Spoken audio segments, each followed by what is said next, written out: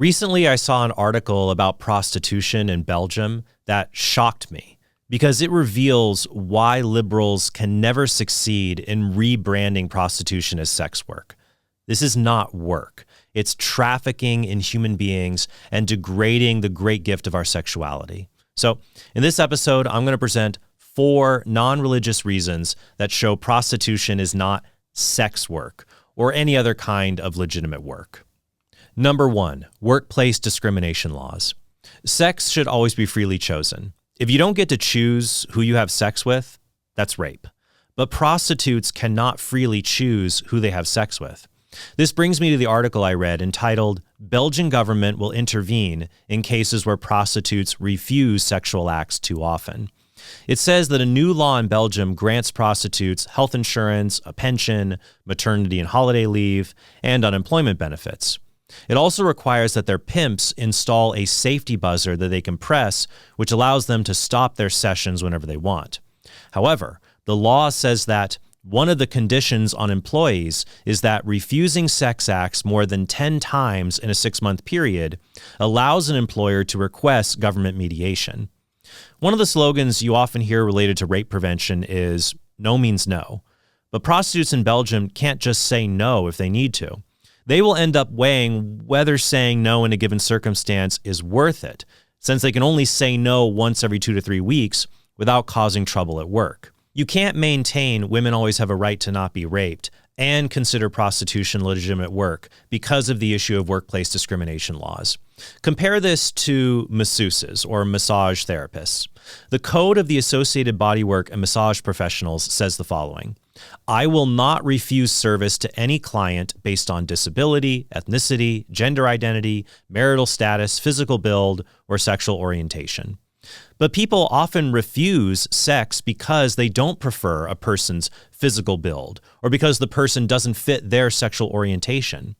If you treat so-called sex workers like massage therapists, then they will be forced to have unwanted sex, which is rape, or else they will be convicted of workplace discrimination if they refuse sex for reasons that most other women naturally refuse sex. In fact, Reason Magazine, a libertarian organization that generally favors legal prostitution, says the following: "One of the slogans of sex worker rights campaigners is sex work is work. It's a job, just like other jobs, and sex workers deserve the same dignity and rights. But that has to go both ways. And employees of other jobs can't repeatedly refuse to do what they were hired to do without encountering at least some sort of intervention."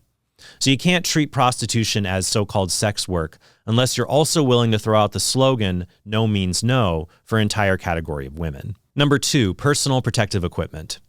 OSHA, the Occupational Health and Safety Standards Organization, has universal standards to protect workers from workplace hazards. One of their requirements is that workers who are at risk of coming into contact with bodily fluids must wear personal protective equipment like goggles, face shields, and full-length gowns. Watch this OSHA training video and ask yourself, how could this ever be applied to prostitutes? If there is occupational exposure to blood or other potentially infectious material, the employer shall provide at no cost to the employee appropriate personal protective equipment. Personal protective equipment will be considered appropriate only if it does not permit blood or other potentially infectious materials to pass through, to, or reach the employee's work clothes, street clothes, undergarments, skin, eyes, mouth, or other mucous membranes under normal conditions of use, and for the duration of the time which the protective equipment will be used. In a non-sexual setting, a condom would never be considered sufficient personal protective equipment, or PPE. And prostitutes could still sexually stimulate clients while wearing goggles, gloves, and a whole host of other PPE. But no brothel would be profitable if it did this, because those in the prostitution industry, those who run it and the men who seek it out, this doesn't provide a legitimate service in society. They take part in the trafficking of human beings. This can be seen in that we only put people in high-risk jobs if those jobs serve a proportional societal interest. Soldiers are given as much protective equipment as possible, but soldiers are still at risk for serious physical and psychological injury. The same is true of loggers, fishermen, police officers, and many other risky jobs. But the risks are justified because these professions keep society running. Studies have shown, however, that women who engage in prostitution have levels of post-traumatic stress disorder on par with combat veterans. And regardless of how you feel about the military, modern society has been able to function just fine while outlawing prostitution. There is no good prostitution offers that justifies the toll it takes on those who are involved. In his book, The Porn Myth, Matt Fradd describes how, quote, a female porn star that had been in the industry for a while had excessive anal intercourse, and a piece of her muscle from her anus fell out on set while she was filming. Another woman said, you get ripped. Your insides can come out of you. It's never ending. You're viewed as an object, not as a human with a spirit. Finally, in other risky jobs like coal mining, the harm is related to the job, but it's not the job itself. In contrast, prostitutes are harmed by the job itself. The entire purpose is to allow a man to be able to dominate, and in many cases act out degrading and violent behavior he sees in pornography with real women who are paid to not say no to him. Number 3, experience and certification. Temp agencies help people find short-term employment. But in 2013, a German temp agency got in trouble for sending a 19-year-old woman to a brothel for temp work. The position was only for serving drinks, but most people still found the agency's decision wildly inappropriate. And let's say they did send her to be a prostitute. If this is just sex work, why wouldn't temp agencies suggest this to clients? Especially since you don't need to go to school to learn how to perform the world's oldest profession. Unlike real work, there is no certification process for being a prostitute, or at least a premium on experience for those who lack professional certification. For example, masseuses go to school to learn their craft, and massage clients would almost always prefer a masseuse who had performed thousands of previous massages to a masseuse giving her first massage. But prostitution is different because you aren't buying a service, you're buying a person. Nobody calls a brothel and asks for the woman who has had sex with the most men. Many, if not most men, would prefer to have sex with a woman who had never had sex before than with a woman who had had sex thousands of times. This is confirmed by the unending amount of so-called barely legal porn on the internet. There is also no real job you could do when you're unconscious, but in many cases, prostitutes have to be drunk or high on drugs to be numb enough to provide their service. Also, if prostitution provided a legitimate service, then it could be imported to other fields. For example, nurses often have to do very unpleasant things like helping people go to the bathroom or cleaning up feces on a person's body if the person can't do that for himself. And there is no special feces nurse that does all of this unpleasant work for all the other nurses. They all have to do it.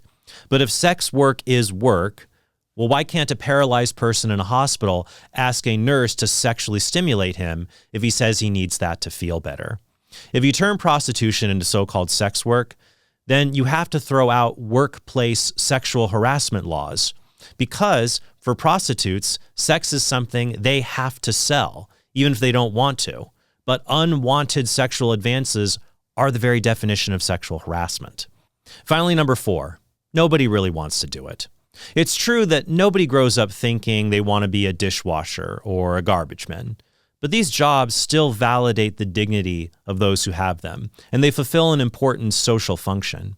A janitor might even bring his son along to work to show him the good work he does and how he takes pride in helping a business run smoothly.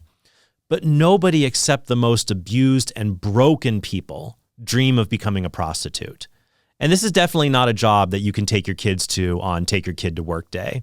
Actually, if you did bring your child to this work, you should go to jail. Nobody beyond a few broken people wants to become a prostitute. So whenever prostitution is legalized, it creates a demand for more prostitution, for illegal prostitution that has to be supplemented with human trafficking. Now, some people claim that if you legalize prostitution, that decreases the demand for the supposedly less safe illegal prostitution, because men will just pay for legal sex instead of illegal sex. But that's not entirely true. A study from 2013 that examined 150 countries showed that this happens to a small extent and is called the substitution effect. But this is grossly outweighed by the scale effect. Basically, when prostitution is legalized, more men than usual are willing to try it because they no longer have the deterrent of being afraid of being arrested or put on a sex offender registry. But not enough women are willing to engage in prostitution to meet the increased demand that comes from making it legal. In order to meet that demand, women have to be imported into the system through illegal human trafficking operations. Finally, I've avoided making explicitly religious arguments for outlawing prostitution for the same reason I don't make religious arguments for outlawing abortion. Protecting human beings from violence is not a religious issue. In fact, a clever critic could point out that St. Augustine and St. Thomas Aquinas both defended legal prostitution, saying it provided an important safety valve for society lest it explode into lust. But while we should have great respect for the doctors of the church, they aren't infallible. And some of their views on maintaining the social order should not be applied today, because we have better means of promoting the common good of society without tolerating violence being inflicted on other human beings. And as unpleasant as this was to address, we don't do ourselves any favors by pretending Western civilization is not headed in this direction. And so we should be prepared to call people back to a civilized and truly Christian way of living. So thank you so much for watching, and I hope you have a very blessed day.